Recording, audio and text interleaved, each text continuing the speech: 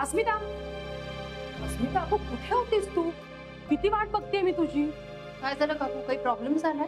हे बघ, आता प्रॉब्लेम आहे की नाही ते तूच ठरव, पण गोपनीय का काय म्हणतात ना ते पत्र आले तुझ्याकरता. हे बघ. अत्यंत गोपनीय. कोणी पाठवलं असेल हे पत्र? हे पत्र तुम्हाला कसं मिळालं? अगं मिळालं काय, मीच घेतलं. म्हणजे कुणीतरी तुझ्या दाराला अडकवलं होतं म्हणून मग ते मी माझ्याकडे घेतलं. आणि काय झालं सांगू का, अगं यांची बहीण ना अचानक आजारी पडली म्हणून मग मला जावं लागलं. त्यामुळे आत्ता तू भेटलीस ना म्हणून तुला लगेच देते. थँक्यू. काकू हे पत्र पाठवणाऱ्याला पाहिलं तुम्ही? नाही ग, पण माझं लक्ष असतं तुझ्या घराकडे, पण मला ना दिसलं नाही कुणी आलेलं. पण तिथं पत्रावर बघ ना, म्हणजे कळेल तुला पोस्टाने आलंय का काय ते. अगं माझा फोन आला, मी आले. हा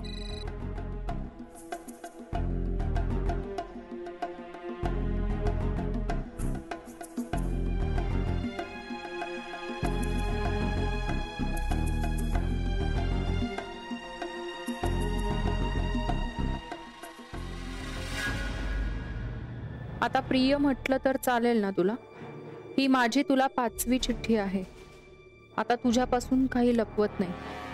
तुला जो त्रास देतोय त्याच्यापासून तुला मीच वाचवू शकतो. पण त्यासाठी तुला हे पत्र मिळाल्यावर 24 तासांच्या आत मला भेटावं लागेल. तुझी चालू केस सॉल्व्ह होण्यासाठी ही मुदत आहे. पत्ता या चिठ्ठीच्या मागच्या बाजूला दिलाय. अस्मिता, तुला माझं ऐकावंच लागेल. पॅराडाइज बंगला, फातिमा नगर, प्लॉट नंबर 2, सेक्टर नंबर 7. हा भाग तर वस्तीच्या बाहेरचा आहे. फक्त 24 तासांची मुदत आहे.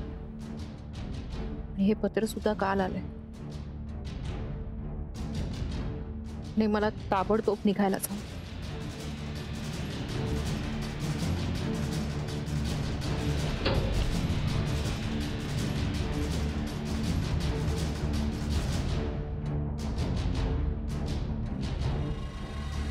म्हणाली. अगं अस्मिता कुठे आहे?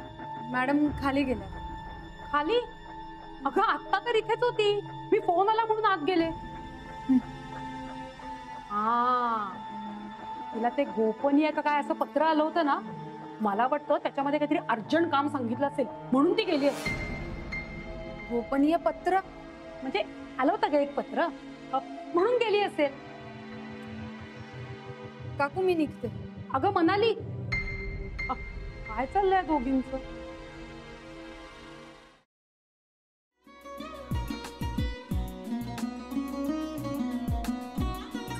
लावू का? असाच लावू ना.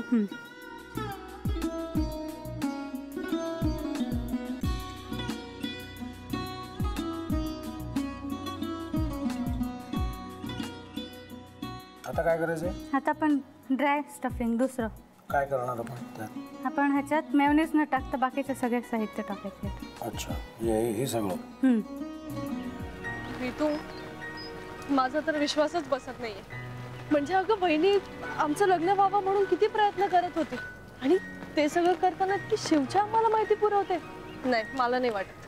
गौरी खूप चांगली असतो म्हणून तुला सगळं जगत चांगलं दिसतं, पण शिव उगाच बोलला असेल का? त्याच्यावर विश्वास नाहीये का तुझा? शिववर पूर्ण विश्वास आहे मी माझा, पण तो आता हे जे काही करतोय ना, म्हणजे निशा बहिणी समोर त्या राधिका सोबत फिरण्याचं नाटक वगैरे, ते त्याचा काही उपयोग होणार नाहीये. अगं असं कसं म्हणतो?